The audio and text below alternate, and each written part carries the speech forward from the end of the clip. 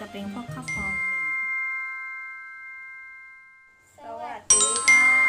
วันนี้เราก็จะมากินไอติมป๊อปคอร์นกันนะ คอนเนตโต้ป๊อปคอร์น นี่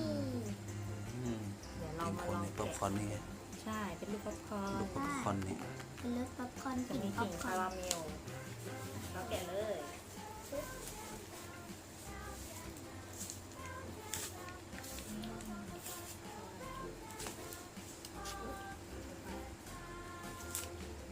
นี่ดูหน้าดิ หน้าดินี่มีข้าวพองแล้วก็คาราเมลกลิ่นป๊อปคอร์นนี่น่ากินมากแล้วมีคาราเมลนะแล้วก็ข้างหน้าก็จะมีข้าวพองอยู่ข้างในด้วยเดี๋ยวลองกัดดู ข้าวพองอันนี้ไปเลยไหนป๊อปคอร์นอยู่ตรงไหน มันจะเป็นข้าวพอง อ๋อ กลิ่น ข้าวพอง คาราเมลป๊อปคอร์น อ๋อ เดี๋ยวเรามาผ่าข้างในกันดูผ่าให้ดูตรงกลางว่ามีอะไรบ้างว่าเป็นยังไงนี่จะเป็นคาราเมลข้างในด้วยเวเฟอร์กรอบมาก ดอก นี่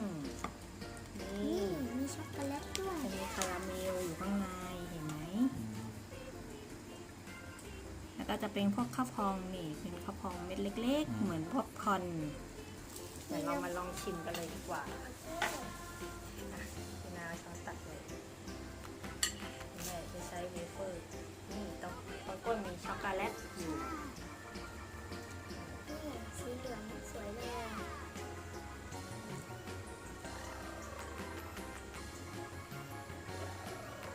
รสชาติมันอ ชิ อก มก่อนเลย รสชาติมันออกมันหวานหวาน